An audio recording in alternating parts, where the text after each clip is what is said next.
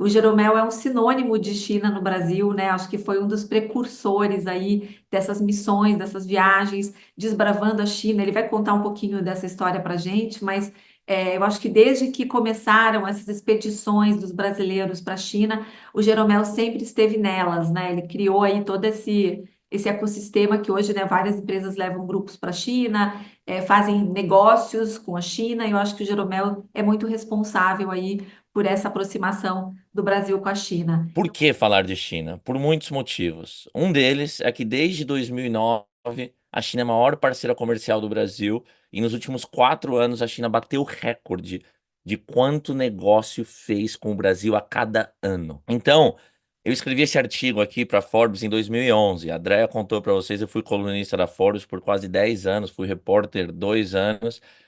O Brasil é um derivativo da China. Lá em agosto de 11, a gente já falava, o Brasil é tão dependente da China que os traders do mercado financeiro descrevem o Brasil como derivativo da China. O Brasil exportou para a China em 21 mais do que exportou para a União Europeia inteira, para os Estados Unidos inteiro e para a Argentina inteira. Sozinho para a China exportou mais do que para os outros três maiores mercados. É, Só que a China é a maior parceira comercial do Brasil desde 2009, só que a China é a maior parceira comercial de mais de 150 países. Então não há como querer entender o mundo sem entender a China. Quem fala de China, se vocês chegarem hoje no trabalho de vocês, com a família de vocês, ainda tem muita gente que quando pensa em China pensa nisso. Produtos Xing Ling de baixa qualidade, só que a verdade é que já faz bastante tempo, no mínimo 5 anos, que o mundo acordou e falou: opa, tem uma batalha pela supremacia digital que é liderada por dois países, China e Estados Unidos. Isso não é uma opinião do Jeromel, é um fato. É a maior conquista econômica da história da humanidade. No começo da década de 80, o Brasil estava encantando o mundo com aquela seleção com Falcão, Sócrates, Zico. E na China, mais de 88% da população era miserável, vivia com menos de 1,9 dólares por dia, realmente não tinha o que comer praticamente. Em 40 anos, a China acabou com a miséria absoluta. Eu rodo aquela China, nós não vemos. Tem pessoas mais pobres, mas não tem aquela favela, miséria, essas coisas. Então, é mais um motivo para entender a China. Como que tiraram da miséria mais de 850 milhões de pessoas em 40 anos? Confúcio, esse camarada mudou completamente o planeta porque ele viveu mais ou menos na época de Sócrates, Platão, e como Sócrates não deixou nenhuma linha escrita, só que os seus discípulos deixaram esse livrinho aqui, quando ele morreu, Analecto, super pequenininho, super gostoso de ler, recomendo muito. E isso mudou tudo porque um imperador pegou esse livro e falou: vou seguir isso aqui, e com isso eu vou conseguir me perpetuar no poder, que é o que todo ditador quer, né? Costuma querer.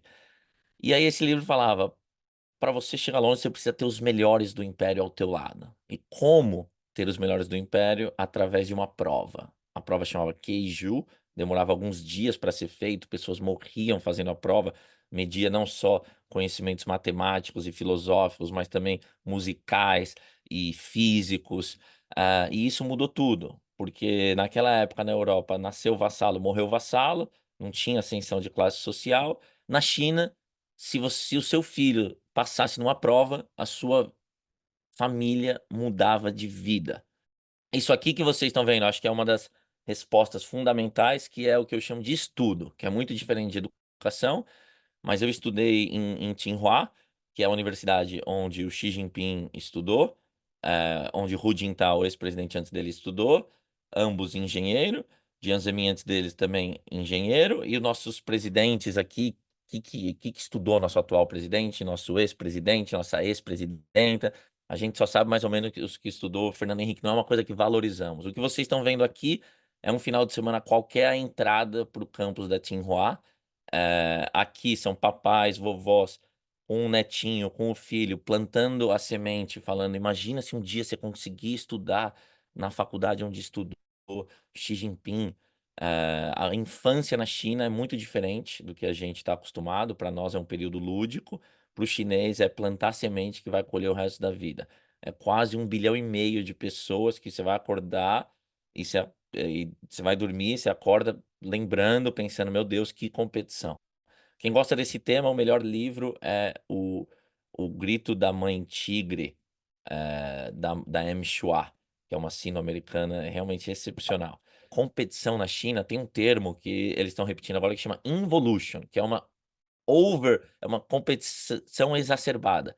Essa foto aqui eu tirei da apresentação de um fundo de venture capital que eu sou muito próximo lá, que mostra quando um bebê nasce, eles escrevem aqui, ó, 6.584. Eles fazem um countdown, uma contagem regressiva. Quantos dias faltam para o Gaokao, para aquele exame para a pessoa passar na faculdade ou não? Dá para entender, então, o nível de competição?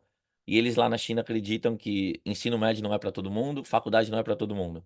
E os melhores não é igual ao sistema americano, que não só prova, tem que fazer uma redação, entrevista, tem que mostrar o teu currículo e mostrar que você é uma well-rounded person. Não, não. Lá é uma prova, mais parecido com o Brasil. Aqui nos Estados Unidos, o pessoal quer saber da história desse empresário, dessa empresária. Como é que ele criou esse império? Aliás, como é que ele chegou nesse número? Como é que você chegou? É isso mesmo? É mais? É menos? Explica pra mim. O americano tende a idolatrar o empresário que teve muito sucesso financeiro. E na China, sabe o que o pessoal me pergunta? Eles perguntam assim, Jeromel, mas vem cá, onde que esse camarada estudou? Não, melhor, aonde os filhos dele estão estudando? Eh, então, acho que essa pergunta significa muito. Deu para entender, né? Que estudo é um dos pontos fundamentais que respondem como que eles conseguiram fazer essa maior conquista econômica da história aqui.